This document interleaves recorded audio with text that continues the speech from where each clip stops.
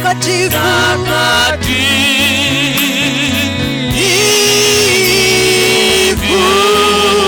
mtakatifu,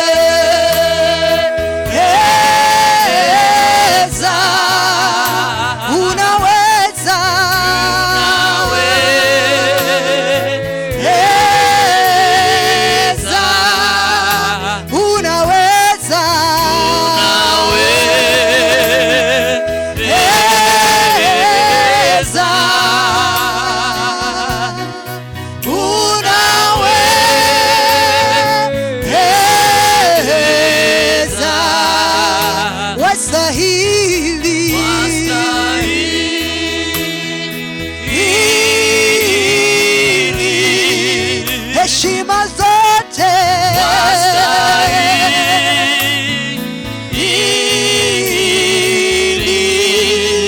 wastahili,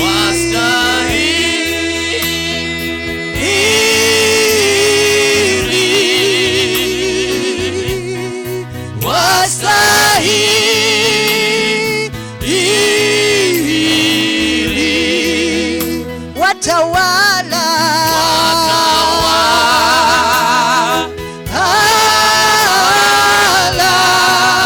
milele Bwana,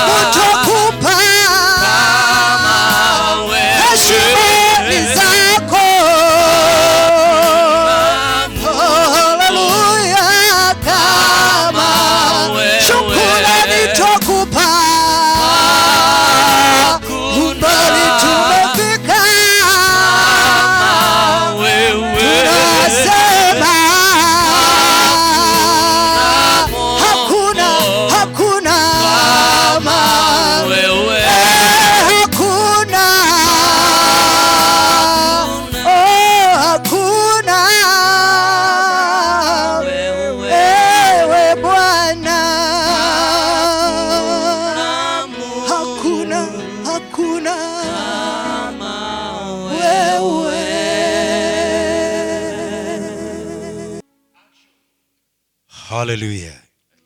Haleluya. Tunamshukuru Bwana asubuhi ya leo. Watumishi wa Bwana, watoto wa Mungu, tunamshukuru Bwana kwa wakati mwingine ambao Bwana ametujalia kuwepo katika uwepo wake, ili tulishiriki neno la Bwana, tusikie mausia yake Mwenyezi Mungu juu ya watu wake na kanisa lake. Na asubuhi ya leo ninayo furaha katika Bwana kwa sababu amekuwa mwaminifu na Mungu mwenye uwezo.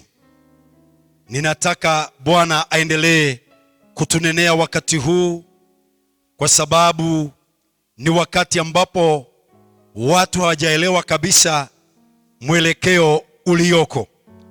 Lakini cha muhimu ni kusema ya kwamba Mungu bado yuko pamoja nasi. Mungu hajatuacha. Mungu hajaachilia kanisa lake. Bado yeye yuananena na watu wake. Cha muhimu ni watu watege sauti zao, watege masikio yao, watege mioyo yao, wamsikize vile Mungu anavyosema na makanisa wakati huu wa mwisho. Hatuna shaka ya kwamba dalili ambazo na ishara tunazoziona zinatuonesha ya kwamba mwisho hauko mbali sana. Na ndiyo Bwana anaendelea kutuamsha, akitueleza vile tutakavyojiandaa, kwa sababu kile Mungu anachokihitaji sana sio mambo tunayoona kwa macho yetu. Kile Mungu anachotazama sana ni mioyo ya watu wake. All what God has is to bring man back to himself, because man belongs to God. Awe ako namna gani, ni wa kabila gani, ni wa rangi gani, Mungu ana haja na moyo wa watu wake. Na kwa hivyo ni vyema tuinue mioyo yetu, tumwelekezee Bwana, kwa sababu Mungu yeye ni mwaminifu. Ujumbe wangu leo unaingia katika jambo la kulegeshwa kwetu, our restoration. On last Sunday, where the Lord spoke to about the restoration of the glory of the church, and the Lord is still speaking about the same. Kwa maana ni mwanadamu amemuondokea Mungu, ni mwanadamu ameondoka katika upeo wa Mungu. Na kwa hivyo ni sisi tunastahili kujiuliza, Mungu analo jambo gani kwa sababu yetu? Na kwa hivyo leo nataka ninene kwa ufasaha sana na usemi wa msomi, ili wewe ukaelewa mahali uliko na neno la Bwana likakugusa. Ningeomba Mungu atusaidie tunapoingia katika maandiko haya, tuwe na wakati mfupi sana, ili tuwe na wakati wa kuombea hali zetu za kijamii, za kanisa, za taifa. Maana kile Mungu anahitaji sana ni kusikia sauti ya watu wake wakimlilia. Andiko letu liko katika kitabu cha Hagai sura ya 2. Haggai chapter number 2. That is where we are going to read the word of God, and the Lord is going to bless us in a mighty way. Neno la Bwana linasema katika Hagai wa 2, tukirudi kuingia kwenye maandiko mengine. Hagai wa 2 kuanzia mstari wa 1. Biblia inasema hivi: In the 7th month, in the 21st day of the month, came the word of the Lord by the prophet Haggai, saying, Speak now to Zerubbabel the son of Shealtiel, governor of Judah, and to Joshua the son of Josedek, the high priest, and to the residue of the people, saying, Who is left among you that saw this house in her first glory? And how do you see it now? Is it not in your eyes in comparison with it as nothing? Yet now be strong, O Zerubbabel, says the Lord, and be strong, O Joshua, son of Josedek, the high priest, and be strong, O the prophets of the land, people of the land, says the Lord, and work, for I am with you, says the Lord of hosts, according to the word that I covenanted with you when ye came out of Egypt, so my spirit remaineth among you, fear ye not. Hallelujah. Hilo ndilo neno la Bwana mchana wa leo ama siku ya leo. Mungu akanena kupitia nabii wake Hagai. Na kile kinafanya nitumie vitabu hivi vya manabii ni kwa sababu tuko katika majira ya unabii unapotimia. Na ni vyema kanisa la Bwana lisikie vile Roho anavyoambia kanisa na mataifa. Hagai akanenewa na Bwana, na neno la Bwana nasema, akamwambia mwambie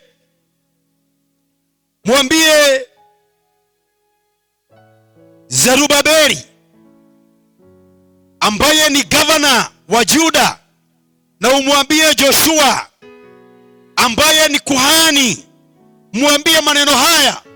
The Lord is talking to the king and to the priest through the prophet. Maana nabii ni mtu wa maana sana, na ninaomba Mungu ainue taifa letu, aliinue na ainue kipawa cha unabii.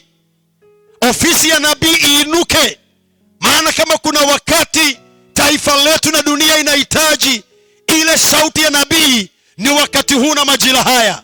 This is the time the world need the prophetic voice, because it is the prophetic voice that gives the direction to the people. And here the Lord Almighty is speaking to us. Akamwambia yule Joshua na Zerubabeli ya kwamba ni nani amebakia masalio ya leo ambayo ilikuweko zamani, ambayo yaliona utukufu wa Mungu vile ulikuwa. Maana utukufu wa nyumba ile ya Suleimani ulikuwa ni utukufu wa ajabu, kama vile Mungu alitunenea Jumapili. Lakini maandiko yanasema namna gani? Utukufu wa nyumba ya Bwana siku za mwisho utakuwa mkuu sana kuliko ule wa kale. The latter glory shall be greater than the older glory. And therefore, people of God, God is calling us, because Jehovah is restoring the church back to the position. Na kwa hivyo akamwambia Zerubabeli pamoja na Joshua kuhani, mnaonaje utukufu wa Bwana?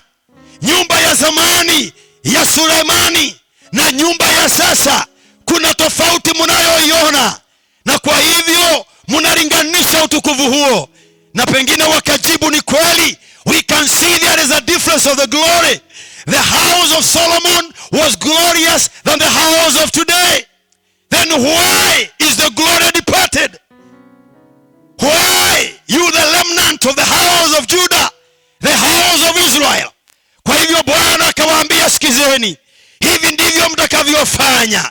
Akawanenea kwa neno lake na akawaambia, yet now be strong, O Zerubbabel, says the Lord, and be strong, O Joshua, son of Jehozadak, the high priest.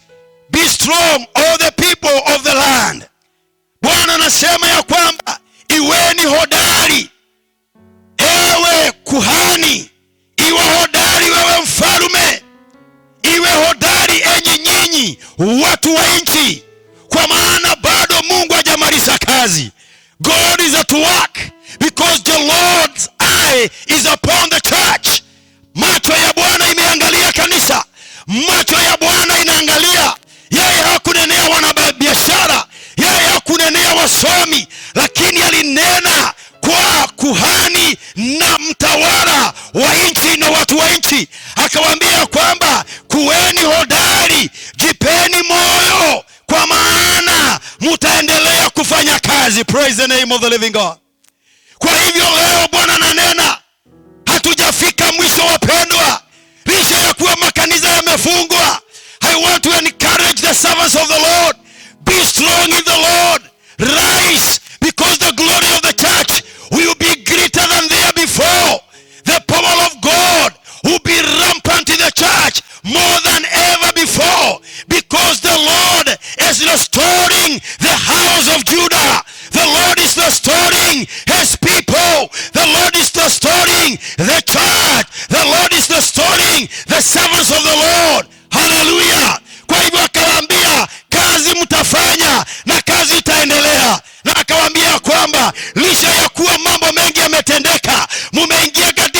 hitimisho, mambo ya kuvunja moyo yametendeka. Akawaambia, bado Roho wangu Mtakatifu yumo pamoja na nyinyi. Hallelujah. The Spirit of the Lord is still together with us. I want to encourage that man of God wherever you are, because the Spirit of the Lord still dwells in you. Don't be dismayed. Don't lose hope. Praise the name of the living God. Yeye Mungu aliyeanzia kazi njema ndani ya maisha yetu ni yeye atakayekuja kukamilisha.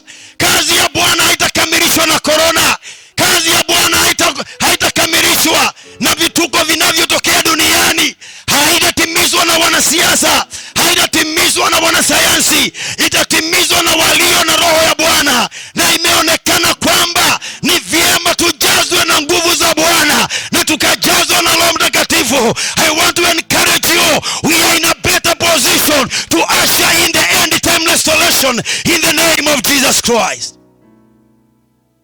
Kanisa la Bwana litainuliwa licha ya mambo ambayo imetendeka, mambo ya kutingiza, mambo ya kuofisha, mambo ya uoga.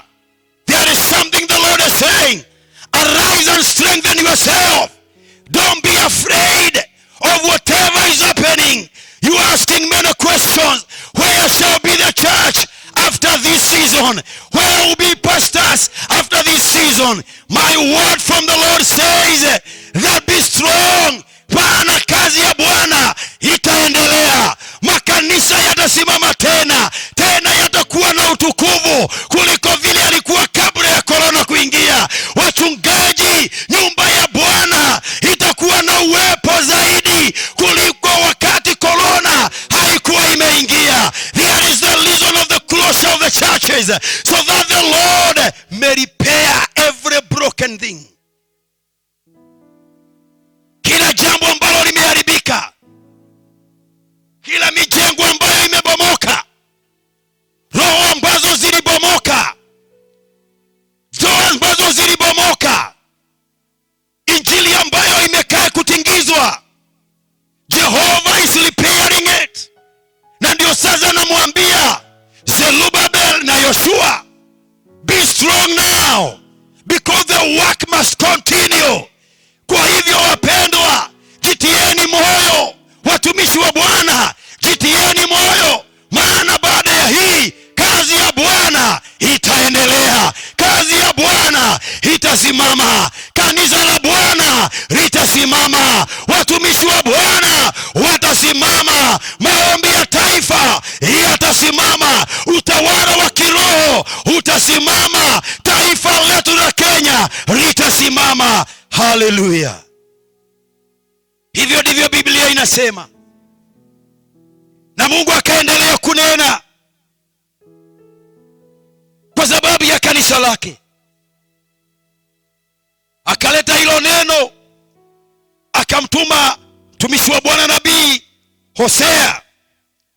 Katika kitabu cha Hosea 6, Bwana ananenea kanisa. Ujumbe huu umewekwa ndani ya moyo wangu na Mungu ili ninenee watu wa Mungu nyakati hizi. Na nikisema hivi ni ya kwamba sitasahau kuomba na wewe mtazamaji ambaye Mungu amekuruhusu kunisikiza siku ya leo. Maana ninaomba Mungu akutie nguvu. Wewe ambaye umevunjika moyo, mzee ambaye umevunjika moyo, wamama waliovunjika moyo, vijana waliovunjika moyo, wanabiashara waliovunjika moyo, Wakristo waliovunjika moyo. Wengine wameona ni vyema kubackslide. Don't backslide, I beseech in the name of the Lord. Usivunjike moyo tafadhali. Usiachilie kile Mungu amekupea. Licha kuwa ya kwamba ndoa yako inainama, usiachilie, kwa maana Mungu anasema I am almost beginning the work again. Mungu ataanza kujenga tena. Ulisikia huduma inaenda kufika mwisho, unasikia utafunga milango. Tafadhali jipe moyo katika Bwana. The Lord is about restoring us. The Lord is about restoring the church. Oh, don't give up, child of God, in the name of Jesus Christ. Oh, hallelujah. Biblia inasema katika kitabu cha Hosea sura yake ya 6 kuanzia mstari 1 na ule wa 2. Biblia inasema, hallelujah, come and let us return unto the Lord, for he hath torn us, and he will heal us. He has smitten us, and he will bind us up. After 2 days will he revive us. In the third day he will raise us up, and we shall live in his sight. Hivyo ndivyo neno la Bwana linasema. Mungu akanenea watu wake kupitia nabii Hosea, akawaambia ya kwamba hebu turejeeni kwa Bwana, ijapokuwa yeye ametulalua, ijapokuwa yeye ametupiga, atatuponya. Ingawa ametuangusha, atatuinua tena. Biblia inaendelea kusema, akawaambia after 2 days will he revive us. Baada ya siku 2 yeye atatuhuisha tena. Jina la Bwana liinuliwe sana. Na anasema baada ya siku 3 atatuinua kutoka chini kule tumeanguka. Hivyo ndivyo neno la Bwana linasema. Na ukiangalia hili neno linalingana na lile Yesu alipolisema ya kwamba atasulubishwa na baada ya siku 3 atavuvuka toka ndani ya wafu. Na hivyo ndivyo ilitendeka. Wekweza tunaweza kuwa tumeangushwa, maana tumepigwa, tumenenwa vibaya, maradhi haya imetuangusha, biashara zetu zimeangushwa, jamii zetu zimeangushwa. Jehova Mungu anasema tumrudie Bwana ili atuponye katika jina la Yesu. There is a divine healing. There will be a tremendous healing over the world. The Lord will be healing our lives. The Lord will be healing his people. The Lord will be healing men and women. The Lord will be healing our churches. Mambo ambayo tulikuwa tunapitia, mambo mangumu sana, mambo mengine machafu, mambo mengine ya kuua, Jehova anaponya jamii zetu, anaponya jamii ya kiroho, anaponya taifa letu, anaponya boma zetu, kwa maana yeye ni Mungu anayetujali. Jina la Bwana liinuliwe sana. Akasema siku ya 2, baada ya siku ya 2 yeye atatuponya, nayo siku ya 3 atatuinua chini kule tulikoanguka. Kwa hivyo ninanenea yeye ambaye yako chini. Unasikia kiroho, you are very down, you are so much broken. Like now I know many servants of God, because of the worry of the church, unasikia moyo hauna amani. Maana mchungaji ni baba wa mioyo. Anapoona haoni mioyo ambaye ameaminiwa na Mungu, moyo wake unavunjika. Sababu ni unabii ambao umetabiliwa ya kwamba atagongwa kichwa mchungaji na kondoo zitatawanyika. Ni kweli wachungaji wote mmegongwa vichwa na kondoo zikatawanywa, hatujui wako wapi. But there is something I want to say. By the power of God, by the prophetic word, everything the Lord had created will be risen again, will be revived again, says the Lord Almighty, in the name of Jesus. Corona has no power to kill the church of Jehovah. Corona has no power to kill our marriages. Whatever was begun by the Lord shall finish it. No man, no devil, no disease will finish what God has begun. Hallelujah, praise the name of the living God. Wachungaji jitieni moyo, lisha vichwa vimegongwa, hakuna kondoo atakayepotea. Paulo akawaambia wale watu walikuwa ndani ya merikebu, walipokuwa wanasafiri, kukawa na dhoruba nyingi na merikebu ikapoteza mwelekeo, nayo bahari ikachafuka. Watu wakaogopa, wakaanza kulia, wakasema tunaangamia. Paulo akawanenea katika roho, akawaambia jitieni moyo, kuweni na moyo hodari, maana hakuna hata unywele wa yeyote wenyu atakayepotea. None shall be lost. The boat might be broken, but none of you shall be lost. I am encouraging the church by the Lord. Nothing force of the devil. Nothing will go with the hand of the devil. Jehovah is restoring it back in Jesus mighty name. Watumishi wa Bwana tutaregeshwa. Jamii zetu zitaregeshwa. Wamama waliokimbia waume zao wataregeshwa. Wazee waliokimbia boma zao wataregeshwa. Watoto waliotoroka na wakazi wazazi wao wataregeshwa. Lakini Bwana anasema ya kwamba turudieni Bwana. Ni Hosea anasema turudieni Bwana. Ni sisi tuliondoka tukaingia katika shida. Wakati Yona alitumwa na Bwana Nineve, yeye akapotoka akaelekea Tarishishi. Biblia inasema dhoruba ikatokea, mchafuko ukatokea sababu ya kuasi kwa Yona, na Yona akarushwa baharini akamezwa na nyamungumi kwa sababu yeye alimuondokea Bwana. Wakati tunamuondokea Bwana, mateso na shida na dhiki zinatupiga. Lakini leo Bwana anasema kupitia nabii wake, let us come back to our Lord, that he may heal us, that he may revive us, that he may restore us in the name of Jesus Christ. Hallelujah.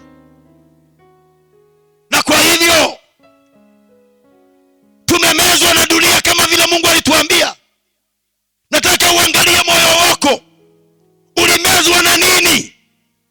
Ni mambo gani hayo yalimeza moyo wako? Ni mambo gani hayo yalimeza ndoa yako? Ni mambo gani hayo yalimeza biashara yako? Ni mambo gani hayo yalimeza huduma yako? Ni mambo gani hayo yalimeza furaha yako? Ni mambo gani hayo yalimeza uwepo wa Bwana? Yakane leo, yapinge leo, yaondokee leo. Ukimbilie Bwana, naye Mungu atakuponya na Mungu atakuinua mara tena. Kwa hivyo wewe uliyeumia, utafungwa kinona chako, utaponywa na Jehova katika jina la Yesu. Na wale walio chini watainuliwa na Bwana katika jina la Yesu. Kwa hivyo nakuita mahali ulipo, wewe unajua umefika kiwango kama wana wa Israeli walipokuwa kule Babylon.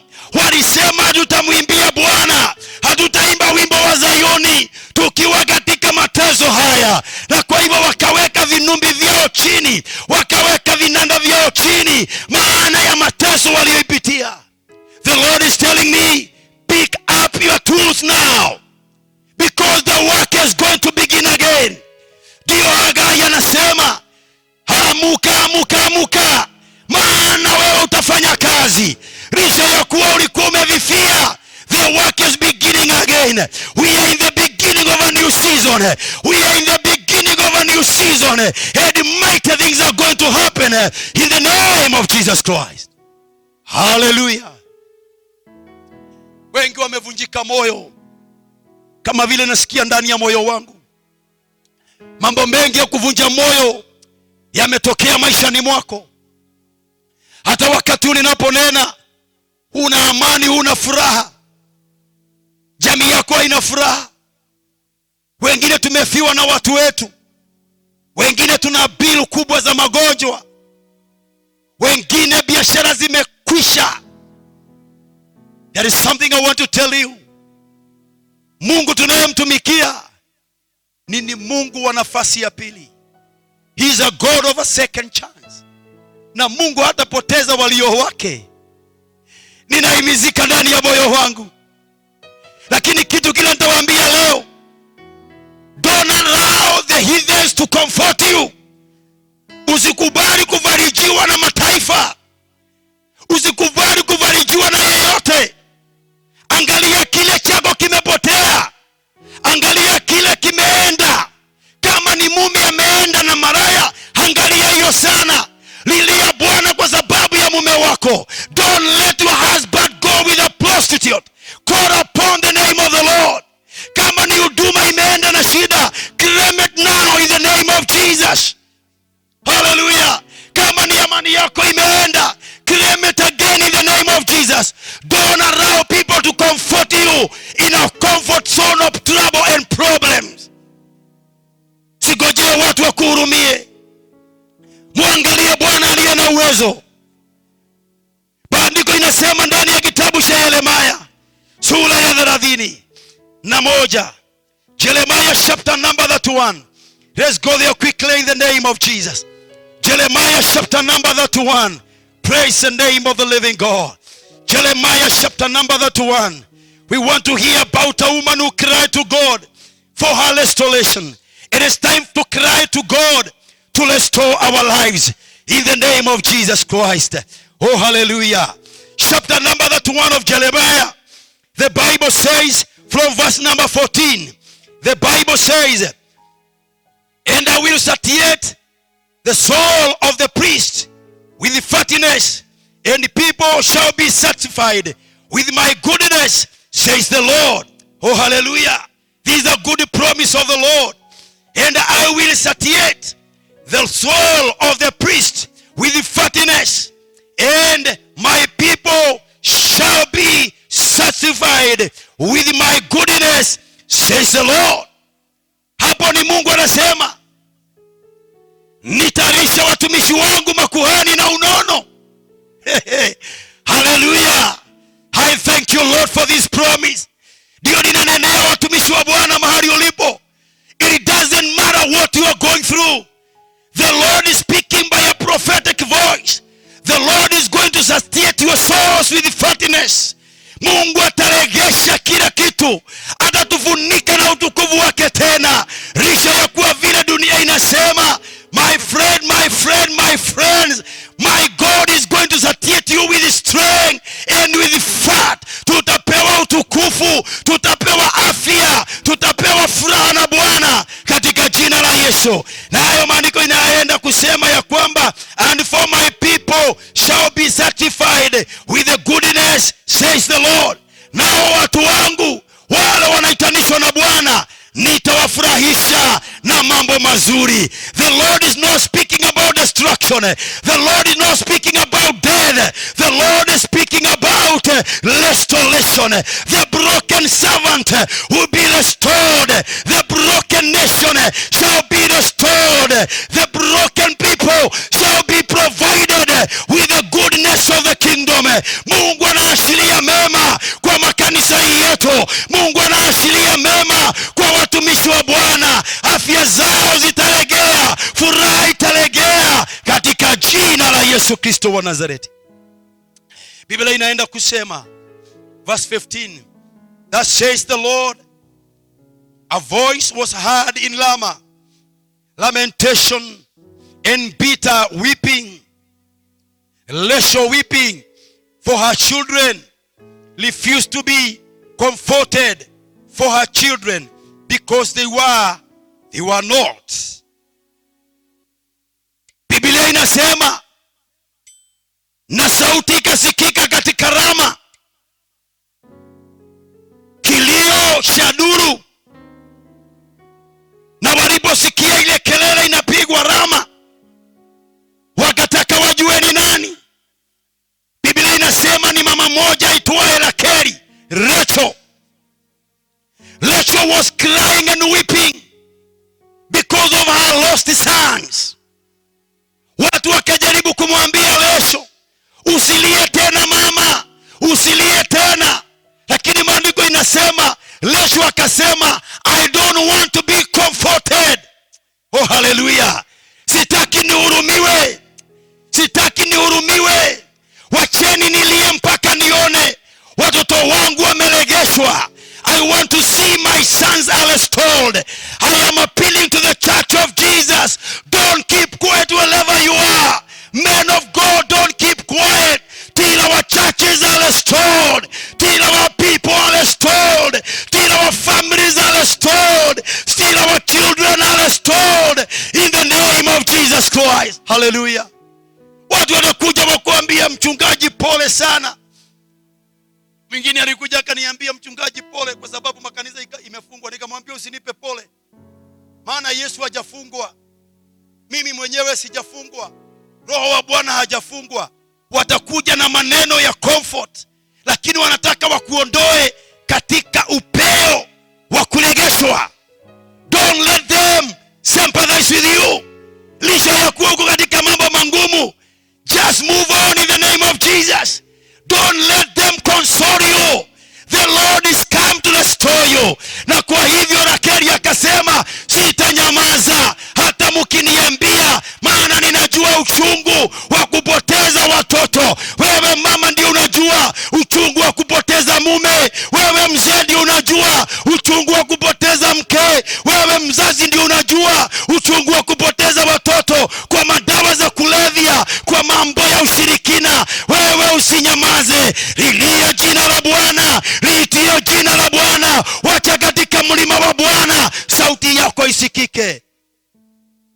mpaka watoto wako waregeshwe.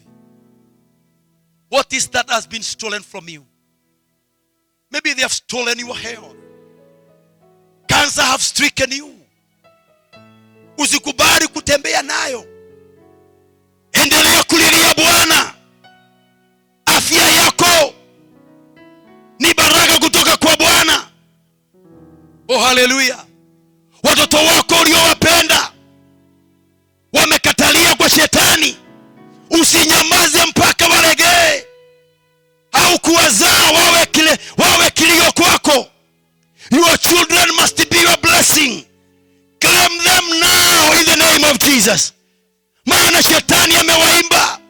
Ukisoma katika kitabu cha Kutoka, sababu ya muda, wakati Mungu aliambia Musa, nenda muambie Farao achilie watu wangu, Biblia inasema Farao alisema nenda na wanaume peke yao, wamama na watoto na mali zenu hamtaenda nazo. Lakini Musa akamwambia, hatutaenda bila watu wetu, hatutaenda bila wazee, hatutaenda bila wamama, hatutaenda bila watoto, hata ng'ombe hatuachi, hata kwato za ng'ombe hatuachi. Praise the name of the living God. Musa akakataa kukomfortiwa. Don't let the world comfort you before you get what belongs to you. Restoration is declared. Na kwa hivyo Musa alipoendelea, Farao akasema basi enda na wao. Na walipoachiliwa wakaenda jangwani wakamtumikia Bwana. Mama, usiende bila mume wako. Mzee, usiende bila mke wako. Wazazi, msiende bila watoto wenu. Washirika, msiende bila biashara zenu.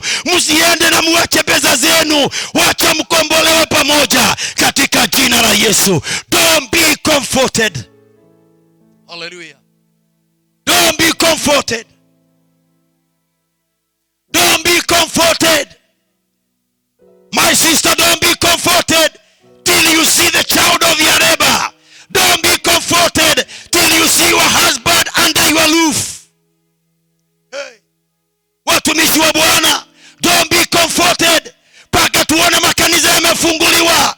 We continue crying to God. We continue calling his name in the mountain till we see our members are restored. Washirika wetu, watoto wa Mungu wameregeshwa katika nyumba ya Bwana katika jina la Yesu. Kwa sababu ya muda, maandiko inasema verse 16, that says the Lord, refrain thy voice from weeping and thy eyes from tears, for thy work shall be rewarded with the Lord, and they shall come again from the land of the enemy.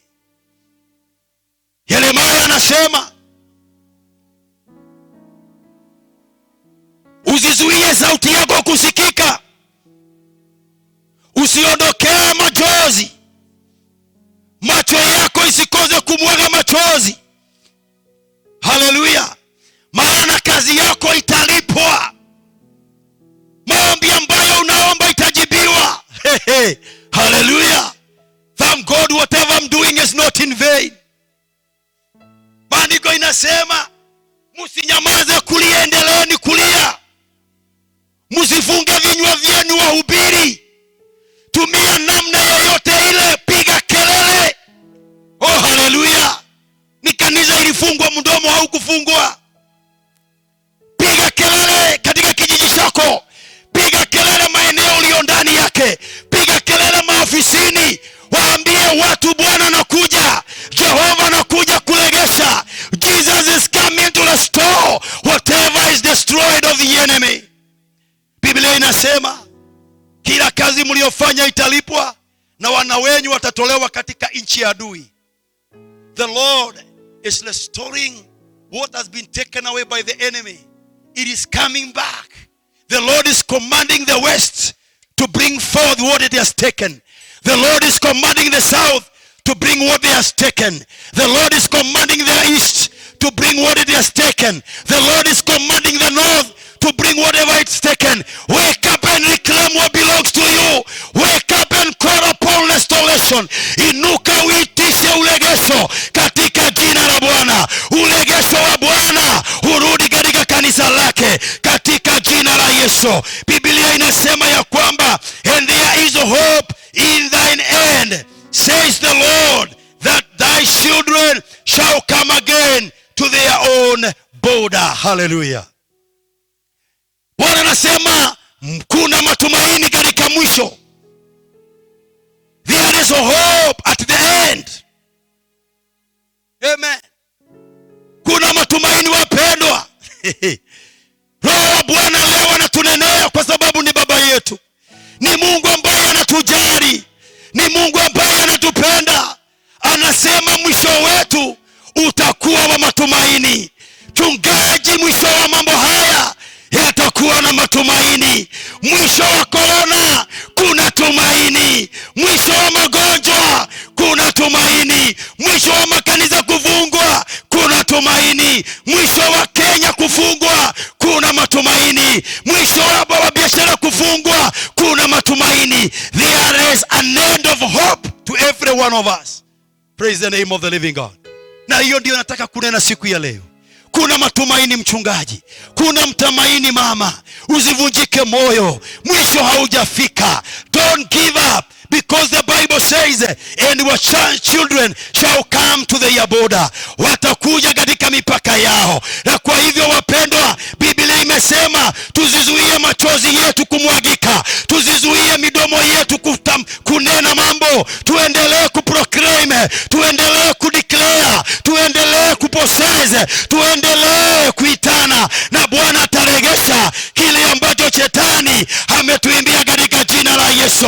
Kile kilienda pamoja na zige, Jehova anaregesha. Kile kilienda na magonjwa, Jehova anaregesha. Kile kilienda na madeni, Jehova anaregesha. Kile kimeenda na maadui kinaregeshwa, asema Bwana wa mabwana. Kwa hivyo Mungu anasema the glory of the church will be more greater than the old one. Kanisa ambalo linakuja kuanzia tena, kanisa ambalo linaenda kusimama, litakuwa na utukufu kuliko lile lililofungwa katika jina la Yesu. Hallelujah. Kanisa ambalo litafunguliwa litakuwa na utukufu kuliko hilo lililofungwa. Thank God they closed the churches. They never knew they were performing the prophecy. If they never closed, the repair will not take place. Wanasema mwisho wa jambo utukufu utakuwa mwingi. Mchungaji, mahali ulipo, gojea utukufu wa hiyo kanisa. Gojea utukufu wa hao washirika. Gojea utukufu wa hao wao waliotoroshwa kwako, wale waliotawanywa. Gojea uone utukufu wa Bwana. Kile cha muhimu ni kwamba usinyamaze. Be strong in the Lord. Don't be afraid. The work is almost to begin. Kazi iko karibu kuanzia. Na Biblia inasema mwisho utakuwa mwema kuliko ule wa zamani. Tumwangalie Bwana. Tumwambie Bwana atukumbuke, atuinue, aturevive. Mungu ameongea mambo mawili leo. Mambo ya kutuponya na mambo ya kutulegesha. Reviving us. Restoring us.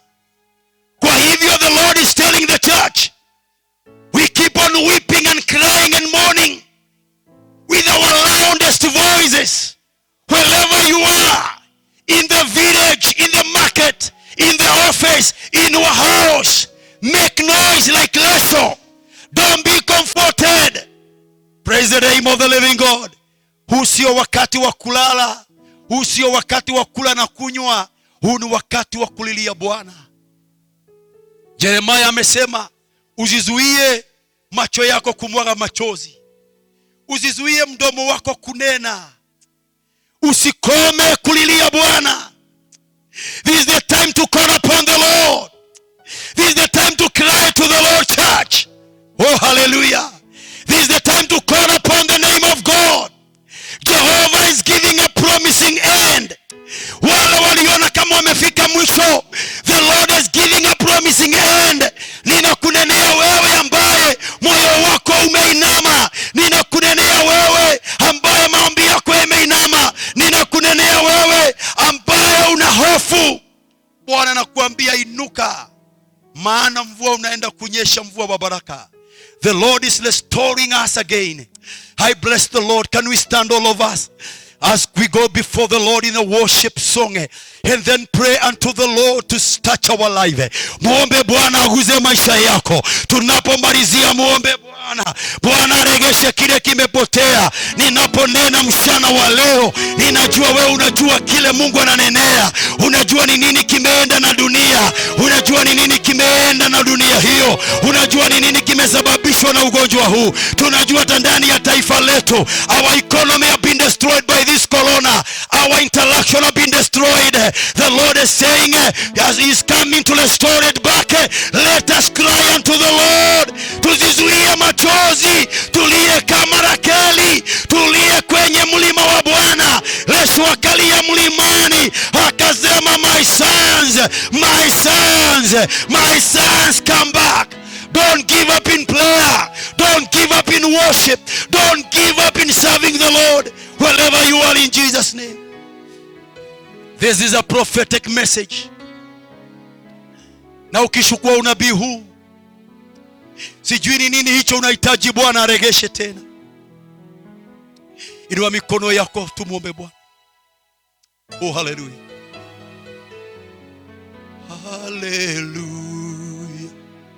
Hallelujah. Hallelujah. Hallelujah. Mwokozi. Hallelujah. Hallelujah.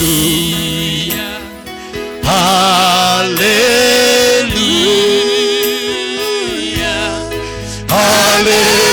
Hallelujah. Mwokozi. Hallelujah. Hallelujah.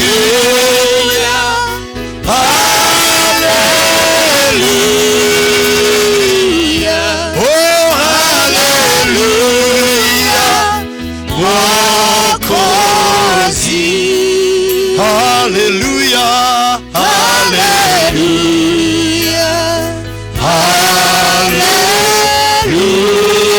Hallelujah.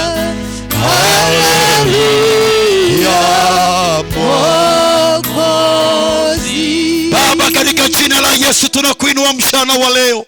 Twasema ni asante Baba wetu kwa wema wako. Asante Jehova kwa kunenea maisha yetu. Asante kwa kunenea kanisa lako Bwana. Asante kwa kunenea watoto wako Jehova, ya kwamba Bwana unaenda kuleta urejesho. Umeashiria uponyaji wa ajabu Jehova. Umeashiria revival ya ajabu Jehova, na utukufu wako utakuwa mwingi Bwana kuliko ule wa kale Jehova Shama. Ninaamini ya kwamba Jehova Mungu, kanisa inapoenda kukutana tena haitakuwa vile ilivyokuwa Jehova, maana new work is coming now. Kazi njema inaanzia Jehova. Kazi ya revival imeanzia Jehova. Jamii zetu zimepona Bwana. Huduma zetu zimepona Jehova. Na kwa hivyo Bwana, ninaomba ashiria neema yako, ashiria neema ya maombi, ashiria neema ya maombi, kama vile Rakeli aliomba katika mlima wa Lama. Macho yake yakamwaga machozi, kinywa chake kikatoa sauti kuu. Watu wakasikia akilia, wakajaribu kumzuia, lakini yeye alikataa. Tupatie moyo wa kuona mbele, tupatie moyo unaona mbali Jehova. Unapotulegesha tusione angamio la leo, tuziangalie mahali tulipo, maana kule tunakokwenda Jehova kuna matumaini. Asante kwa sababu ya tumaini Jehova. Asante kwa sababu ya matumaini. Ninaombea huyo mzee aliye kwa nyumba. Ninaombea hiyo doa mchana wa leo. Ninaombea hiyo jamii Bwana. Ninaombea huduma hiyo Jehova. Ninaombea biashara hiyo Bwana. Ninaombea shamba hilo Bwana. Inua watu wako Mfalme, tuponye tena Bwana. Ponya nchi yetu Jehova. Ponya jamii zetu Bwana. Ponya makanisa yetu Bwana. Ponya Ponya ushirika Jehova, katika jina la Yesu. Wewe ndiye mchungaji mwema, wewe ndiye mchungaji wa kutegemea. Chunga kanisa lako Jehova, chunga kanisa lako Yesu. Wakati wachungaji hawana na kufanya, wewe bado una uwezo. Take care of the church, my Father. Take care of the church, Jehovah, before we assume again, oh my Father, with a mighty glory, with a special power, in the name of Jesus. Tunakuinua tukisema ni asante Bwana, tubariki na ututende mema, na ni katika jina la Yesu Kristo aliye Bwana na mkombozi wetu tunaomba na hata kuamini, amen. Nasema hivi, mtazamaji wangu, endelea kumwomba Bwana. Angalia Bwana, hata kama kuna vitu umepoteza, oh hallelujah, the Lord is coming to restore. Whatever has gone away, it is coming to you in 100-fold, in Jesus' name. The latter glory will be much better than the former glory, says the Lord, in Jesus' name. Na kuombea furaha ya Bwana, na kuombea amani, na kuombea uregesho katika jina la Yesu. Na mpaka Jumapili ijayo, neema ya Bwana ikae pamoja nanyi, utukufu wa Bwana uwe pamoja nanyi, nguvu za Bwana zikae juu yenu, katika jina la Kristo Yesu tumeomba na kuwabariki. Amen, amen, amen. God bless you.